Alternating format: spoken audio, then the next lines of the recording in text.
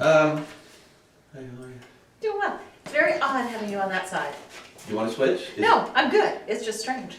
Okay. Okay. I figured the smaller table would be actually able to have more of a conversation with each other as opposed to doing the full turn like we had Oh, before. this is nice. Okay. Well, See. then I need to tilt. Okay. A little bit more intimate. Okay. There we go. Okay. All right. Hello everyone. Welcome once again to Editing the Academy. I'm Darryl. I'm Laura. Laura. So new spot. New spot. New table. New table. New sides. Which is freaking her out I'm a little struggling a little bit. I gotta be honest. Alright. What's the year and what are we here to talk about? These are the movies that were nominated for the 2009 Best Picture, and they were released in 2008. And the movies were The Curious Case of Benjamin Button, Frost Nixon, Milk, The Reader, and Slumdog Millionaire. Yes. We'll get into each of these, but I struggled this year, I'll just say that. I had not seen two of them, and we can talk about Slumdog Millionaire I'd never seen. Really? And I never saw The Reader. Ah. For specific reasons. Sure. So we can talk about it. And also I had a very distinct impression of one movie that it was entirely different in my head and the memory than it was when I watched it. I've had that with a couple of these. Yeah. Okay. So the other releases, and then you'll guess, of course, including these 5 other notables that year: The Dark Knight, Indiana Jones and the Kingdom of the Crystal Skull, Kung Fu Panda, Hancock, Mamma Mia, Gran Torino, Burn After Reading, The Hurt Locker, In Bruges, W, the George W. movie, The Happening, The Strangers, big horror film, Doubt, Quantum of Solace, Valkyrie, Fool's Gold, Maid of Honor, Sucker Punch, and Incredible Hulk. All right, if I can remember them all, I'm going to go The Dark Knight, Was number 1, Kung Fu Panda, was number 3, Mamma Mia. was number 5. There was one near the end I wanted to remember, and I can't anymore. Shoot. I'm going to say none of the ones on the list of these 5 That is were on the correct. top. Were in the top 5. Quantum of Solace. No. Oh, shoot. I usually try to go IP, and that's how I get there. Yeah. And then I'm going to guess one more of, and I don't think this is true, but the Indiana Jones movie. That was number 2. Oh, okay. I did not think it would be. All right, so what I miss? And this one surprised me, honestly, because I did not remember it being a big movie, because I did not like the movie. Hancock. I'm shocked, but yes, you know, I do remember a lot of people going to it and then having terrible word of mouth. Yeah. Okay, all right. So, I obviously would not have guessed that at all. no, I was surprised. All right, so there we go. Alphabetical, Curious Case. Okay, let's do it. Curious Case of Benjamin Button, directed by David Fincher, adapted by Eric Roth, Robert Sweetord, from F. Scott Fitzgerald 1922 short story. I did not know it was an F. Scott Fitzgerald thing. Stars Brad Pitt and Kate Blanchett, also Taraji, Julia Ormond, Jason Fleming, Elias Koteas, and Tilda Swinton. Was nominated for pretty much everything: picture, director, actor, supporting actress, adapted screenplay, art direction, cinematography, costume design, film editing, makeup, original score, sound mixing, best visual effects, and it won for visual effects, makeup, and art direction. Go with some interesting things. Okay, so first of all, the summary is Benjamin Button, born in 1918 with the physical state of an elderly man, ages in reverse. He experiences love and breakups, ecstasy and sorrow, and timelessness by the time he dies in 2003 as a baby. Sure. Okay. Okay. Couple of fun facts. First of all, you'll notice at the end of the movie they have a small child, a boy playing Benjamin, and then a baby. They actually wanted to use special effects to have Brad Pitt's face de-aged onto both of those, but they ran out of money in the special effects budget. Really? And I think it would have been creepy, so I'm glad that they did.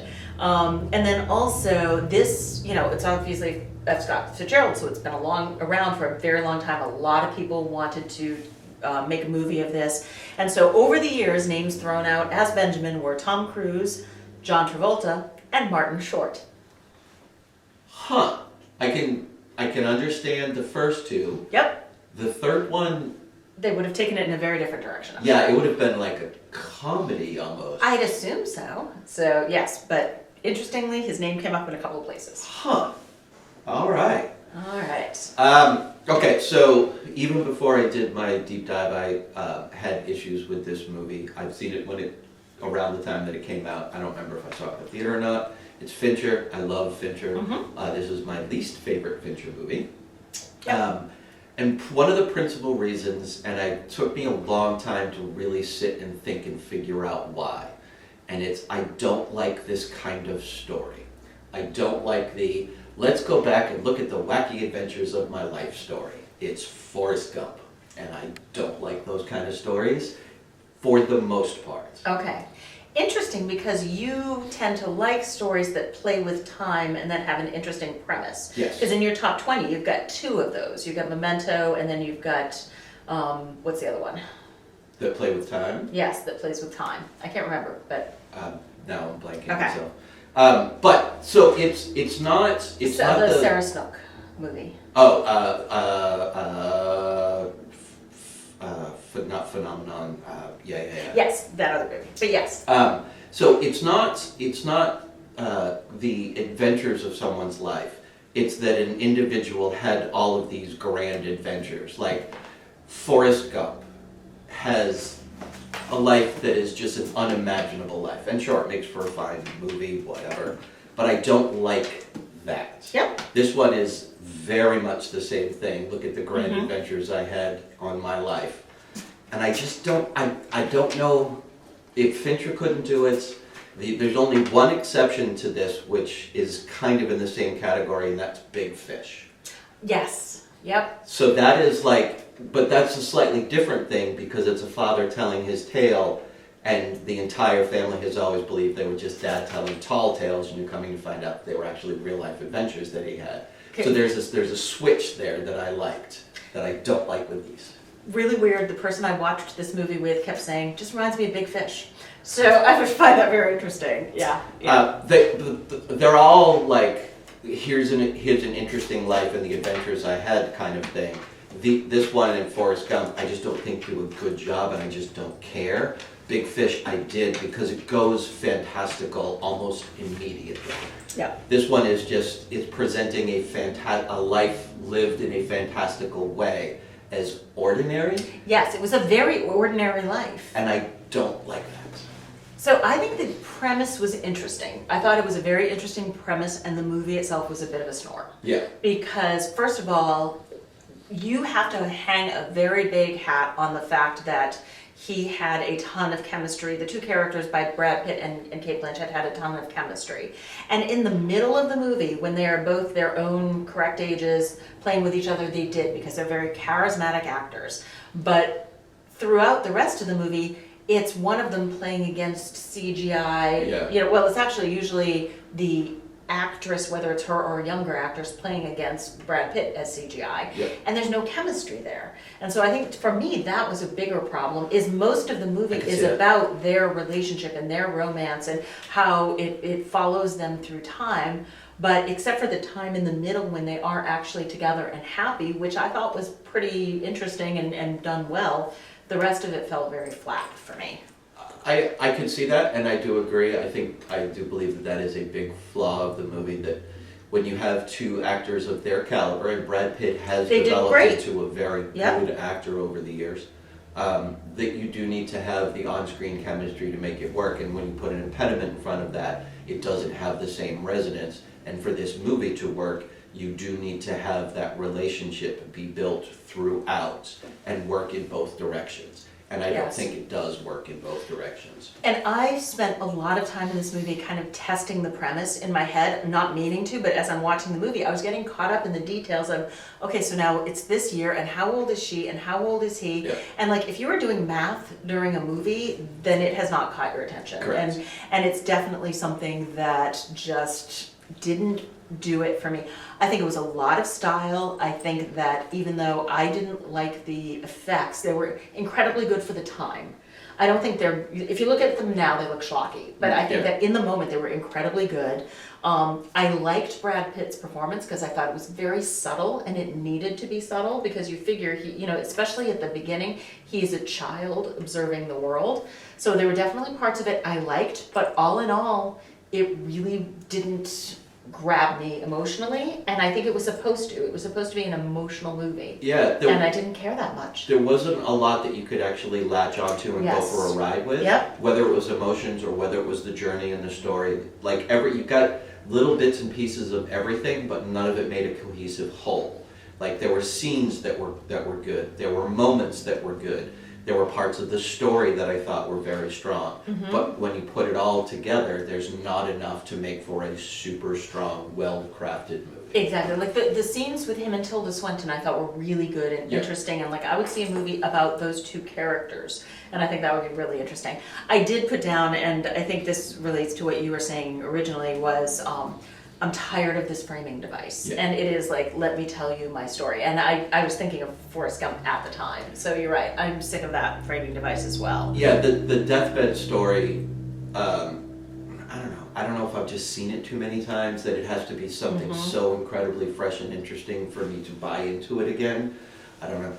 Yeah, I remember at the time thinking it was a little bit weird, and now that I went and rewatched it, I think it's better than I thought it was in the beginning, but I still don't love it. No, I think when you put all of this together, everything is, like my sister likes to say, it's fine. It's fine.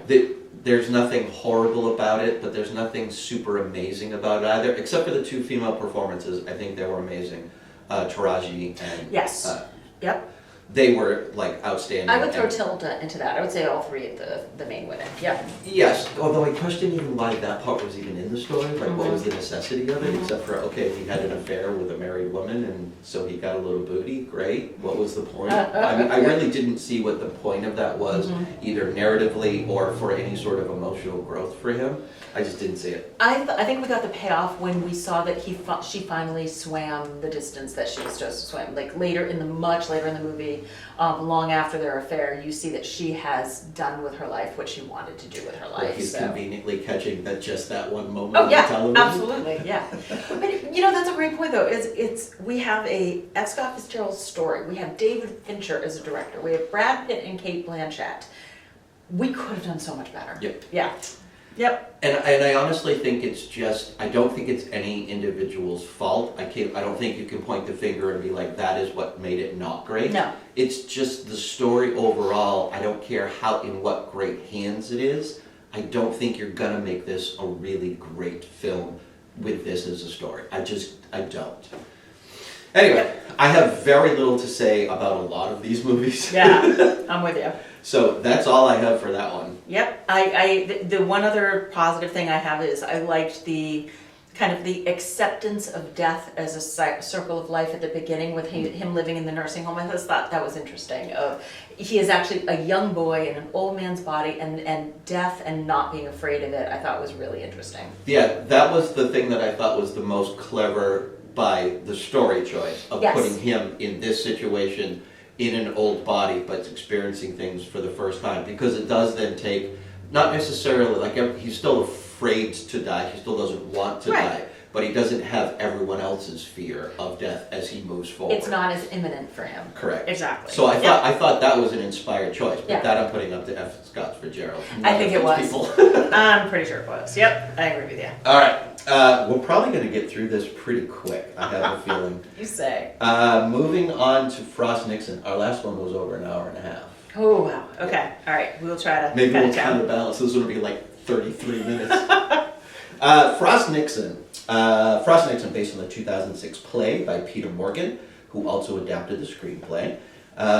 It's basically about the Frost Nixon interviews in 1977, directed by Ron Howard, stars Frank Langella. Did I pronounce that right? Frank Langella. Langella, yeah. Okay. Michael Sheen, Kevin Bacon, Rebecca Hall, Toby Jones, Matthew McFadden, Oliver Platt, and Sam Rockwell. Nominated for Best Picture, Director, Actor, Adapted Screenplay, and Editing. Did not win anything. All right, so the summary, a dramatic retelling of the post-Watergate television interviews between British talk show host David Frost and former President Richard Nixon. Straightforward. Yep. So a couple of fun facts is, as you said, it was a play. Michael Sheen and Frank Langella played the role in London. They brought it to Broadway, played it there. And Ron Howard's agreement with the studio was he would only direct if both of those actors were taken on by the studio because they wanted a little bit of a bigger name. Yeah. And so he got it. And he called Kevin Bacon because he really wanted him to be the part that Kevin Bacon played in the movie. And Kevin Bacon said, interestingly enough, I have tickets for the play tonight on Broadway, so I'll let you know what I think. And so I find that interesting. That's kind of cool. And I don't know that they ever said it outright, but you'll notice that Nixon's team that was helping prep him, there was a blonde woman that was part of his team. Yeah. That's Diane Sawyer. Oh. Diane Sawyer was part of the team that prepped Nixon for these interviews. So I don't think they ever said it outright in the movie, but it was Diane Sawyer. Because they panned to her at weird times, often after the mention of his daughter. Like, there was one particular moment, they panned right to her, and I was like, is that his daughter that's there? Because she seems a little old to play the daughter, but okay. Yep. It was Diane Sawyer. All right. This one, this is the second time I've seen it. I was impressed with it very much the first time. I love a good film that is just essentially two people talking that can captivate me and hold me for an hour and a half or longer. If you can do that, that's a testament to the direction, the action, but primarily the writing. This one is almost that. There's a lot of other behind the scenes before we get to those. And in fact, the actual interviews are the smallest portion of screen time for this whole thing. It's all about the getting to it and then going through and a little bit of the fallout after. I thought the choices that they made and what they were showing behind the scenes from both sides, I thought they did very well. Oh, great. I also thought they did a great job of a lot of people, Nixon is viewed quite often as a not nice person, which is true in a lot of cases, but a lot of people forget how charismatic he actually was in person with people. And they played up that side very well, like his strengths as a speaker and being able to dominate a room when he was talking. I thought they played up that very well. I thought they played up very well the ability to downplay Frost as an actual reporter, because he was all fluff kind of pieces. He was an entertainment. Yes. He was an entertainer. Yeah. And then the build up to this, what became then a seminal moment. I thought all of that was a good build up, and I'm going to pause there and let you stick. Okay. So first of all, this is the one that I had a different experience than I was expecting, because I saw this in the theater, and the memory I had was that it was very boring, and I was not looking forward to revisiting it. And I really enjoyed it on the rewatch. I thought it did all of the things that you were saying there. In addition, what we forget about Nixon is he had a lot of accomplishments. So again, as they're talking about China relations, those 3 out of 4 interviews, if not for Watergate, he might have been remembered as one of our most successful presidents. He might have, because he did do a lot, especially in foreign relations. Not a great guy, don't get me wrong, but still, there was a lot there. And I do like the way that they framed the movie, as well as they're interviewing the interviewees almost. That this is kind of taking place after the fact, and they're going back to all the people who were involved and talking to them about the story and the situation. I really liked the structure. It reminded me a little bit, not as successful, but a little bit of All the President's Men, in that they're taking a fairly boring premise of it is 2 guys just talking to each other, and they're making it into something that I thought was more interesting. The other thing I liked about this, and we've talked about plays that are turned into films, had I not known this was a 2-man play, pretty much, with, again, a couple of people on the side, but for the most part, the play is much more about the interview sessions. I would have not known it was a play. It was so much bigger and so much broader, and they used outside space and so many other avenues that I thought it was much more successful. So all in all, I thought it was better than I remembered, and I liked the performances, I liked the story. All in all, is it a Best Picture nominee? That's a question. We're going to revisit that at the end with the other films that I've mentioned, just to see. So what I would like to also say about this, I give Ron Howard a bad rap on a lot of films because of his over-sentimentalizing Yes. a lot of how he approaches filmmaking. Apollo 13, I am unashamedly, that was the right director handling that to make that particular movie. In his hands, it worked amazingly well. I think also for this, his version of the sentimentality that he brings to the individuals actually worked in this film's favor as opposed to its disfavor, which a lot of times with Ron Howard films, it just takes me out of the film entirely. And I would say I wouldn't call it sentimental at all. I think he gives good characterizations of the folks, but I Sure. don't think it's sentimental. Well, sentimental in that he goes a lot of times for the emotion, for the sentiment of a moment. It's not a sentimental like you're going to weep or something kind of film. I don't mean it in that way. Okay, I mean that he goes for the sentiment, he goes for the emotion far more than a lot of other directors do in unnecessary ways. Okay. A lot. That's more I can I see guess what I that. mean. Yeah, I can see that. But in this case, I think all of that in his hands ends up working very well and in favor of the film and the story they're telling, which is all of the background to get to the moment. So I think all of that worked incredibly well for this film. My problem is, Okay. and I don't know if you've ever watched the actual interviews at all. But I have not, no. So they are divided into the four, Yeah. and they do an accurate portrayal of Nixon just owning him for the first couple. Yeah. And then there is a switch for the last one where he basically doesn't back down. Right. I don't think the film did a good job of showing that switch as dramatic as it actually was for the interviews themselves. The first one you see him get owned, the second one you see him kind of do a feint, the third one you see him try a little bit harder, but he just gets owned for those first three. And then the fourth one he just kind of comes in and he stumbles a little bit, but he takes over, and that's when we get Nixon making his confession, Yeah. the big famous confession, if a president doesn't do it, it's not legal or Yeah. wrong or whatever it Right. was. I don't think they did a good job of the build-up of that and how they weren't as accurate as to how much he got owned and how dramatic of a shift it actually was. Okay, I would be interested to see the actual interviews because I absolutely thought it demonstrated that. So especially as they were talking about, when they were talking about, as you're doing this fourth one, no one will even remember the first three where you tanked Right. if you do this one well. So I think that they certainly, it doesn't matter because I haven't seen the things. Yeah. But they gave me the build-up I was looking for. Okay. So that would be That was interesting, going to be yeah. my question, not having seen it. Yes. Did that actually work for the film? Because it doesn't for me. Like, I needed more of the importance of the failure so that the success became that much more important. Okay. I wanted that. I thought the failure was super clear. Okay. That he was tanking, it was terrible, and, they absolutely were saying, that he's basically gonna be able to go for another term at some point. Because Kevin Bacon was talking to Nixon about going back to Washington. We're gonna be able to go back to the city sooner than we thought. Yep. Meaning start back to your political life. Yep. Until that fourth one. And so, it was successful for me. Okay. So. And that was going to be my big Yeah. question for you. So, I do have a question for you, though, Yep. based on questions you have asked before. Is this the right title? yes, I do believe it is. And I've been thinking about that throughout. And even with the slash, I think that is a perfect way to do it because it is Frost, Nixon, and this film does split it. So it is half about Nixon, half about Frost. It's about the two camps coming together for this moment. I think they split it very well, showing you both sides equally. It was not biased in one way or another by screen time or by presentation. So I think the title does work. There's so many different versions of the interviews that are out there. Probably they had to do it for legal reasons. Like there's the Frost Nixon interviews. They can't use certain titles, I'm sure. So yeah, I think the title works for what this film is. Absolutely. Okay, all right. Do you? I don't. But the only reason I don't is because I think it should be something more literary.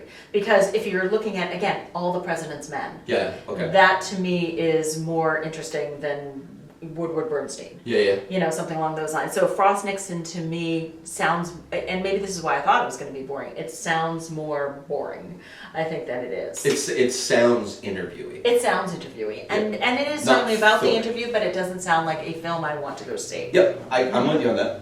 All right. Yeah, so I think it pulled off the premise. I think it was fine for what it was attempting to do. It accomplished what it wanted. It did it in the way that they wanted it to be done. So it was another fine film. Agreed. It was just fine. Yep. All right, we are blasting through. Okay. Let's move on to Milk then, shall we? Let's do Milk. Milk, directed by Gus Van Sant, written by Dustin Lance Black, stars Sean Penn, Emile Hirsch, Josh Brolin, Diego Luna, James Franco. Nominated for Best Picture, Director, Actor, Supporting Actor, Screenplay, Costume Design, Film Editing, Original Score. It did win for Screenplay, and it got Pen and Actor awards.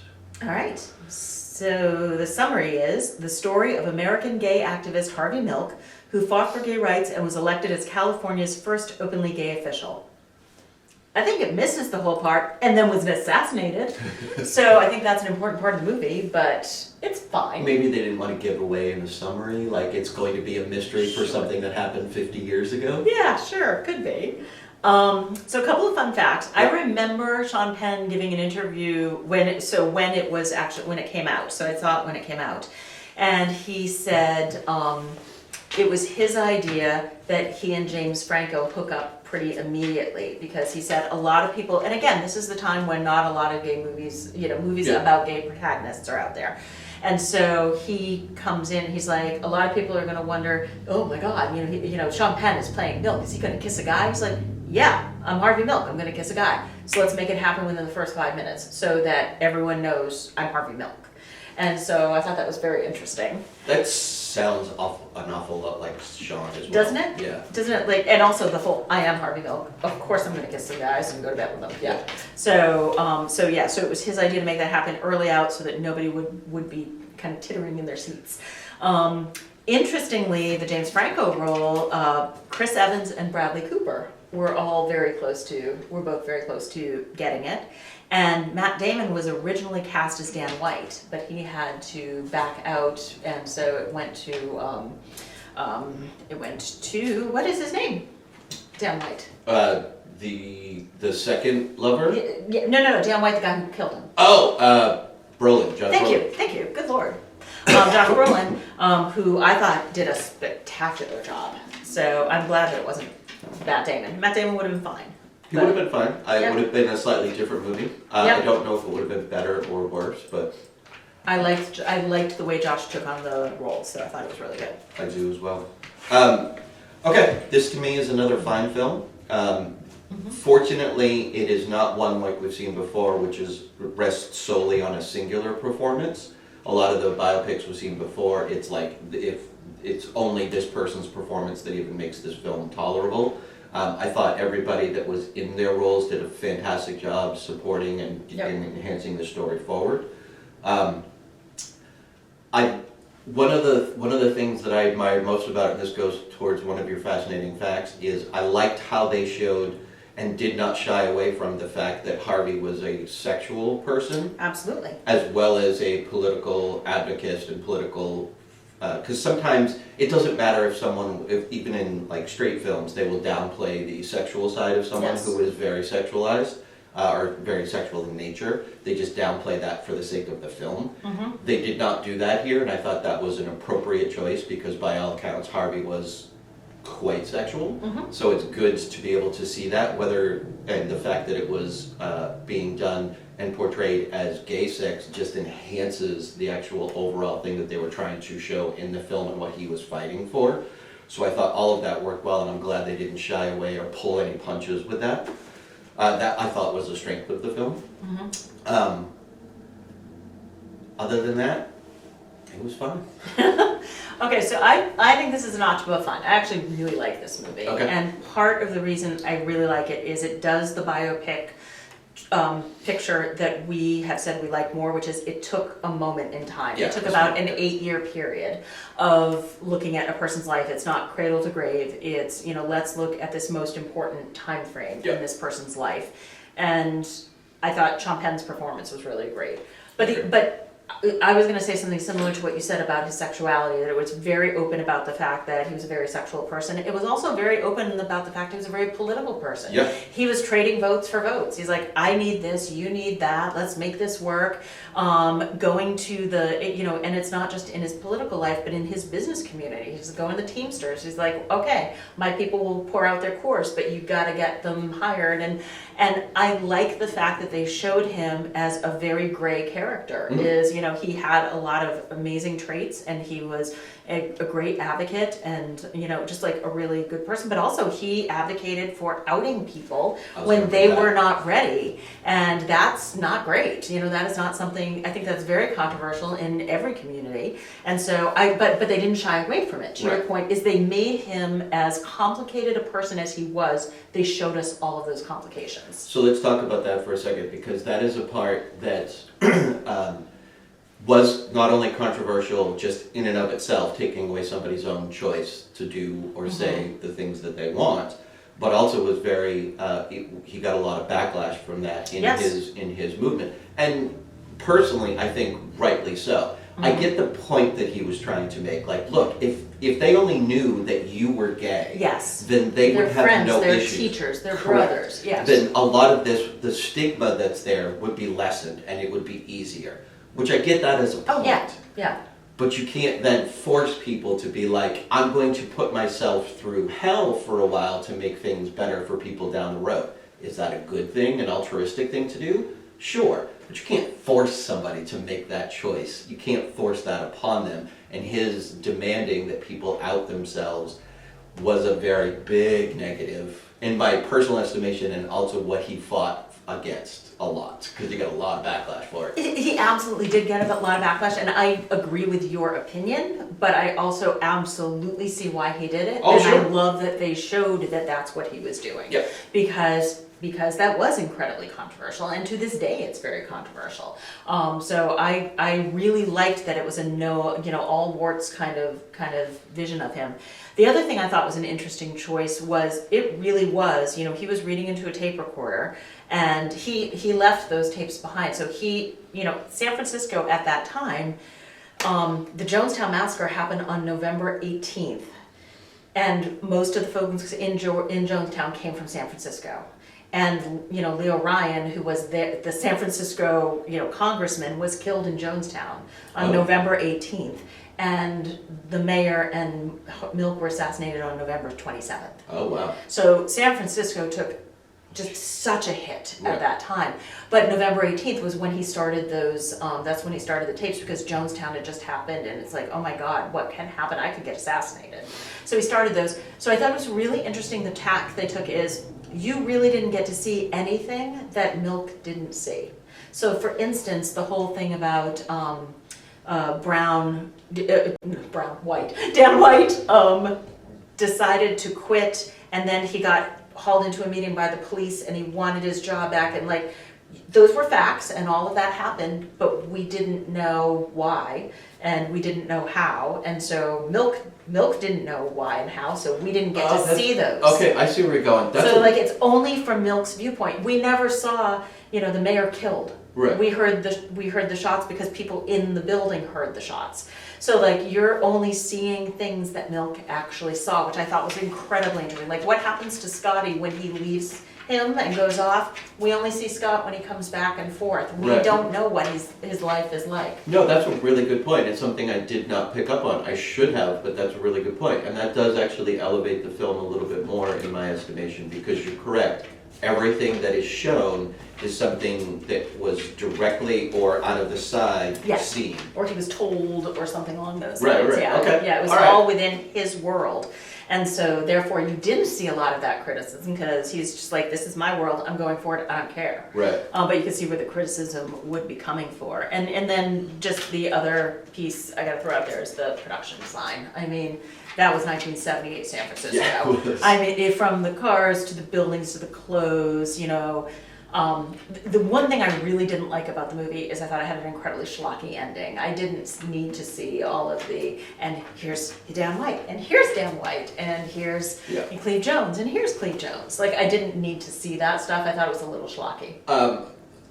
I think some people like to see what the actual person looked like, and I'm fine with that. But you can do that like intermittently as the credits roll. It doesn't Yes. have to be like once the film is over and the credits start. I've seen films that do it, and I like it that way I've because seen for that those too. that want to, you hang around and see, and for those that don't, it's not necessarily a part of the film. The film isn't better enhanced because you saw who the actual person was. I agree. Yeah. Yeah, so I would say it's more than fine, but your point is definitely taken. I am reassessing because I hadn't thought of what you just said, and that's one of the reasons why I like having these conversations. Exactly. Is occasionally we point out something the other person didn't see. Absolutely. All right. I'm pretty. Oh, one thing I did want to talk about. Did you buy the relationship between Milk and Dan White? Like, not the portrayal of it, but did you buy that was the relationship? Like, did you buy into that relationship that they had? Because it was, at times, it was very friendly. Yes. At times, it was very one-sided. Yes. And then, ultimately, Dan obviously felt he was betrayed, which is why the act happens. Yes. I have seen that being a criticism, is that it's difficult at times to truly follow that relationship as a relationship. I thought it was probably a more honest depiction of a political relationship because, yes, sometimes they're friends. Yes. Sometimes they're at odds. Sometimes one got screwed over for their own personal advantage. That is kind of politics. Absolutely, I think so. So I think, like Dan White, I think was, very white bread Christian, all of the things they had. But he did, open-minded. but he lived in San Francisco, and you cannot live in San Francisco in the 70s in his district and not be open-minded to have conversations with people Correct. about, again, this is what I need, what do you need? And he was trying to help his constituents.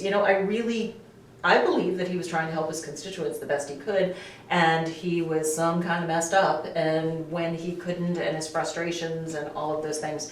I wrote a thesis on the Twinkie defense, which we could talk about later offline. Okay. So, but yeah, I think it was very accurate from everything I've read about them. Okay. Yeah, I bought it. Other people didn't, so I figured I would just ask the question. All right. Moving on to The Reader. Directed by Stephen Daldry, scripted by David Hare, adapting a 1995 German novel, Der Walzer, by Bernard Schlink, and starring Kate Winslet, Ralph Fiennes, David Cross, Bruno Ganz, and Catherine Herferton. God damn. Nominated for Best Picture, Best Director, Actress, Adapted Screenplay, Cinematography. Kate did win for Best Actress, and that's it. Go with some stuff. All right, so summary. Nearly a decade after his affair with an older woman came to a mysterious end, law student Michael Berg re-encounters his former lover as she defends herself in a war crime trial. That's pretty accurate. Yeah. Okay, so a couple of fun facts are, as you said, Kate Winslet won for Best Actress. She did not want to win this role as Best Actress. She was also in the movie Revolutionary Road that year. Yes, she was. She put herself on the ballot as Best Actress in Revolutionary Road and Best Supporting Actress in The Reader. Oh. The folks at the Academy, whether it was the folks at the Academy or the people voting, thought that that was dishonest. And so they put her instead in the Best Actress category. She got more votes for The Reader than she did for Revolutionary Road. You can only have one Best Actress nomination per year, and she got it for The Reader, and she won The Reader. So it was, I think she was quite pleased, but it was a circuitous route. Yeah, that is kind of interesting. I don't know, and I know you know way more about the rules and regulations of how the Academy operates. I didn't know that. So that's an interesting thing. Yep. One more quickie was when she won Best Actress, she deliberately did not thank Harvey Weinstein, although this was part of a Weinstein production. It was years before the Me Too movement, and she has later years said that she was never personally propositioned by him, but found his aggressive manner repugnant and refused to thank him. Good for her. So, the 1,000 reasons to love Kate Winslet, here's 1,001. I did learn something. I did not super fact check it from multiple sources, but I did find this in two different places. When the young actor was hired and they started filming, he was 17. So they had to wait until he was 18 before they could do the nude scenes together. I read that as well. Yeah, that makes sense. does. Also just an interesting thing. A lot of people are trying to like make something about it, flip it. It would have been weird if it was the other way. I'm like, it's weird anyway. It is weird. I also did read an interview with her where she said prior to the sex scene, she sat him down and was like, look, I've been the young person in a sex scene before here. Let me mechanically tell you all the things that are going to happen so that you have nothing to be nervous about. And he said like that helped him so much. She's just an amazing 1002, yes. Okay, so for this one, I purposely took no notes because I didn't want to get bogged down in what I thought I could go kind of more of a sentimental route. Okay. But I'm going to start with saying one thing and then we can take this conversation anywhere you want. This is two films. You can't have the latter part, the courtroom part, without the first part. Fair. I think each of those needs to be judged on their own merit as individual things, and then you have to put them together. Because I will say putting them together, I don't think it works. Individually, I think they're both very, very strong. So it's interesting that you're saying 2 parts and not 3. So the older Ralph Fiennes part, where does that fall? That's more kind of like a framing device. It's Okay. obviously the kid that you see throughout, and he's kind of taking you all the way through it. Okay. And that's fine. That's just a thread that kind of Okay. works its way through the two. That's the way I kind of see this. Okay. But if you see it differently, by all means. No, I agree with you that it's definitely different chunks of movie. So yeah, go for it. No, that's how I wanted to start. Is like I see these as two different movies. I think each of them are very strong as individual movies, but when you put them together, I don't see it. The first half I think is the strongest half, the story of them coming together and the time that they spend. The second half, his discovery, sitting in the courtroom, watching her go through this, and his struggling with his moral dilemma of do I say something or do I not? I don't think that was nearly as strong. Still fine, but I don't think it was as strong as a part. Okay, so yes, I agree that those are 2 different parts, and I preferred her performance in the second part was so outrageously good that the first part, I think his performance was much better than his performance in the second part. 100% agree with that. So I think his performance and how they came together was fine, was good even, but she was so emotionally distant in that piece in the beginning that I couldn't latch onto it. I just could not latch onto why are they even together. Usually you can see a vulnerability, a loneliness, a need for human touch, a need for intimacy. I didn't see that in her at all. And for some strange reason, and I know this is antithetical, but for some reason I thought her detachment and not being given the question of why did she suddenly start sleeping with this guy? Because there's no rationale for it. There was no rationale for it. I thought that made that actually stronger and made the film stronger overall because of her detachment and her still going along with things. Plays right into what she did as a prison guard and plays right into what she was doing when she was going through the actual trial itself, because she was just answering questions saying, what would you do? I would agree with you if he initiated it and she went along with it. The fact that she initiated the relationship doesn't make sense to me. So yes, I agree with the behavior and the distance and the, I thought one of the best scenes was her being like, well, what would you do? Yeah. We couldn't, I was a guard, I was supposed to guard, that's the way it worked. And it was just so shocking, the way she said it as just a matter of fact, that it was brilliant. But in the beginning, excuse me, if she had just gone along with them having an affair because he was there and he initiated it and she didn't know how to say no, that's one thing, but she initiated it. And she is not, to me, a person who starts things. She is a go along, get along. The only justification I can give for that is that he came back. Like, she helped him. Yeah. He needed help. She helped him. And then he came back to thank her. And then at that moment, the way I justified it, because the film gives you no indication. No. The way I just justified it is like, no, he's here. Right, but even that, like, I'm bored, I'm lonely, I'm horny, there was nothing. So it bothered me that she is not a person to like initiate something, and then she initiates. That bothered me a little And bit. I could totally see that, and I've made that same argument with other films. Like, I needed something to justify this behavior that was not given to me, so I couldn't buy it. Yeah. For some reason in this one, it didn't. It probably should, but it just didn't. The other thing that bothered me a little bit is I think that Ray Fiennes was so badly cast as this guy 20 years later. I mean, that there was no real connection between him and the boy, I thought. He was Even too his old. look Yes. didn't fit or Yes. work. Like, and I mean, no disrespect to him, he's a good actor, and maybe it's just because we're so used to seeing him in period things that seeing him outside of that is something different. I mean, Voldemort, sure, but Yeah. but I've seen him in things where he's not necessarily in a period piece, and he's been able to pull it off fine. But there was something about him in this. His look overwhelmed, his acting underwhelmed. Yeah, I think it's just bad casting. Yeah, it didn't make any sense to me. The other thing was, I thought her character, except for that piece of initiating the affair, which I just can't get there, I thought her character was fascinating. Like, she was such an interesting person because you could see, basically, again, it was to her being illiterate was worse than killing 300 people, than being a Nazi, than being a guard in a concentration camp. Like, one held shame and one did not, which is, again, horrible, don't get me wrong, but fascinating. Well, sorry. And the only thing I was going to say in addition to that is she had emotions. You could see her tap into those emotions when she was listening to the singing. You could see her crying. Like, she had feelings, she had emotions, but not about this. She's like, it's just what I did. That was my job. And think about the few times that she is actually praised in the film.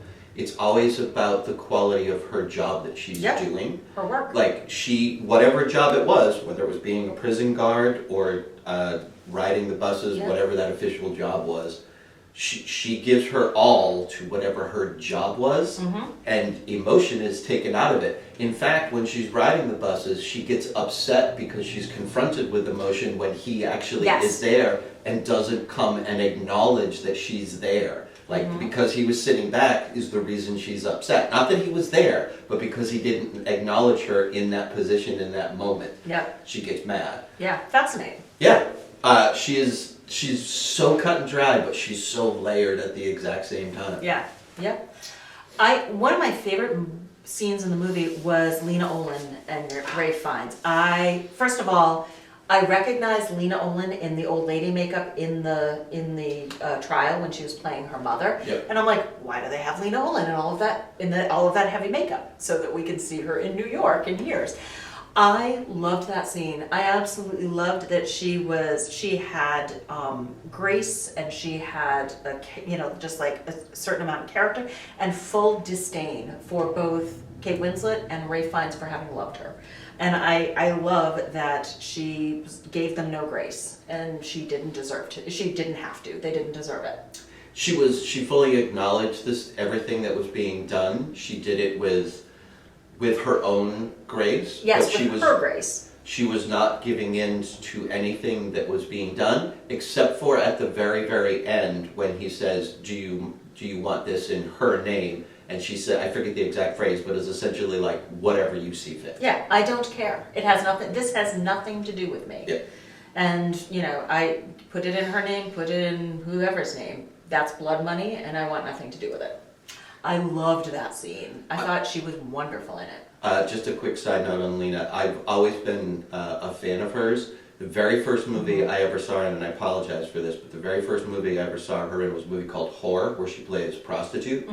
I don't remember even why I rented it. Like, someone had recommended it was a video port rental, and I watched it and was blown away by her performance. I'll check that out. So, it's a small little indie film, and I was like, who the heck is that person? So every time she's ever appeared somewhere, I was like, oh, it's you again. Yes, you're phenomenal. Well, and that's why I clocked her in the trial, and I'm like, what an interesting use of her. I don't understand. And then, of course, it came back to she played the daughter. But I thought that scene was just such a beautiful small moment of, this woman does not deserve grace. At this point, when this movie came out, we were even then getting like World War II Nazis saturated, So I'm very glad that the movie did not like throw up Nazi symbols or like focus very heavily. That aspect of it was a background, not the foreground of the movie itself. I agree with you, and I think not only for that time, for the time we are in, it was focused on people doing wrong things that are not flag-waving Nazis. Yeah. It's for people supporting the cause that, so, I may not have my flag, I may not wear my banner, I'm still, if I support the Nazis, I'm still a Nazi. Yeah. So you don't need the paraphernalia. So I agree, and I think that maybe we should pay attention to that fact. Just saying. But my only point was I'm just glad it wasn't just like another Yeah. Nazis are bad movie. Because also, I don't think she necessarily considered herself a Nazi. She was No. doing a job. And I don't think she considered herself a bad person. No, she absolutely did not. Like she said, I learned to read. He said, have you learned nothing? I've learned to read. And that, or something along those lines. And that's what she learned from this entire escapade. Sadly, that is true. Yes. And that said, I read something about this movie that it is, not only is she, but the movie is emotionally distant. And that's how I felt about the movie, is I thought it was an amazing performance by Winslet. She absolutely deserved Best Actress. It didn't come together for me in a way that I had hoped that it would. Yeah, no, that is absolutely true. The film itself is emotionally distant. Just as you start to feel for one character, something will pull you out of the feeling for that character. Whether it's her or the boy or Rafe is the older, the boy now older. Every time you're like, oh, I'm just starting to, now I'm distant again. Yep. And that obviously is by design, so good on him for achieving that. I guess it set out what it was supposed to do and what it wanted to do. It just didn't bring me anything personally. Yep.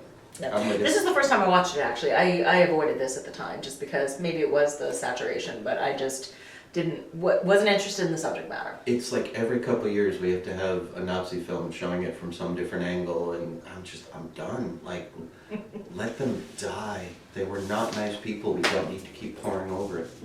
But don't we? No. Really? I think maybe we should. Not letting history take over and suddenly believing that the Nazis had good intentions. Oh, good God, no. Trying to change history. No, but God, just let it go for a while. Anyway, shall we move on to the last? Let's do it. All right. Slumdog Millionaire. British film drama that is a loose adaptation of the novel Q&A, 2005, by Indian author Vikas Swarup.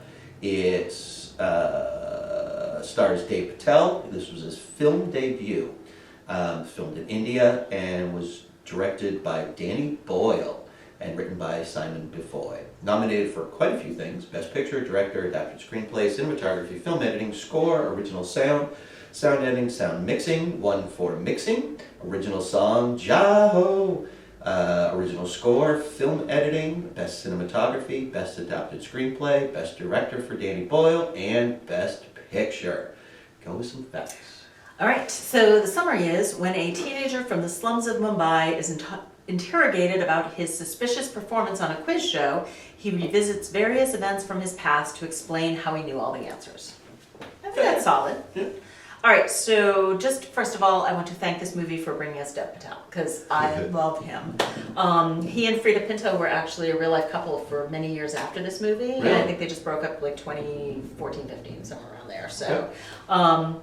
The fun fact is, so the actual host of India's version of Who Wants to Be a Millionaire was not available. They wanted to have him in the movie. So the man they hired was an actor in India who played him. He was a known actor, and he had previously competed and won 5 million rupees on the actual game show. Sweet. So he knew the game show. I thought that was fascinating. Interesting. I recognize it. I've watched a lot of Bollywood movies, particularly the action ones. There's one called RRR. I love that movie. That is so fun. Good. That is such a fun movie. I love him in that. So I recognized him, not at the time obviously, but since he's been in a lot of things. Yeah, love him. So my first question for you is, you said you've never seen this one. I've never seen this one before. All the technical talk out of it, did you like the movie? I really enjoyed the movie, Okay. yes. Yeah. That's a big component, I think, for this one, because we'll get into the technical things. but this movie at its Yes. core You have to enjoy it. Yes, is designed to be entertaining. Yes. It is, I mean, Danny Boyle makes great films, but all his films are at their core always designed to be and to Yeah. entertain you in one form or another. And so interestingly, I've actually purposely avoided this movie for years, and part of the reason is right before the run-up to the Oscars, this was released, and it just took over. Yeah. It took over the conversation, it took over all the awards, and everybody was describing it as the feel-good movie of the year, and all of these things that made me think it was going to be an emotionally manipulative movie that I didn't want. I don't care for those. And instead, I found it was really interestingly structured. I want to talk about the structure a little bit. I loved the structure. The performances were great. I liked the way that it had great propulsion. It moved forward. I thought it was really fun. So that's where I wanted to start with this, and again, I Yep. don't have a lot of notes for this one Same. because it's just, I mean, you could pull it apart as much as you want to, but overall, it is just so well, it ticks all the boxes, just so incredibly well crafted. But the thing that works the best for the movie to shine and be is its structure. Mm-hmm. You start, because each of them, it's a question, backflash, question, back, and each of those answers are a relevant moment in his life. Yes. Sometimes they're direct, like the actual answer is something he experienced firsthand, so he knows it. Other times it's indirect, like the name of the person who invented the revolver. Well, we just flash back to a scene with a revolver. Yeah. But because of the structure of that, and each one gets just a little bit more and a little bit more, but you do have this through line that runs through because he's trying to reach out and figure out where she is the entire time. So there's a very small mystery that you're trying to solve by the answering and all the flashbacks of all these characters. Mm-hmm. So the structure is the number one thing about this. I do like the structure. That makes this movie be itself. If it was structured any other way, I don't think it would be as strong.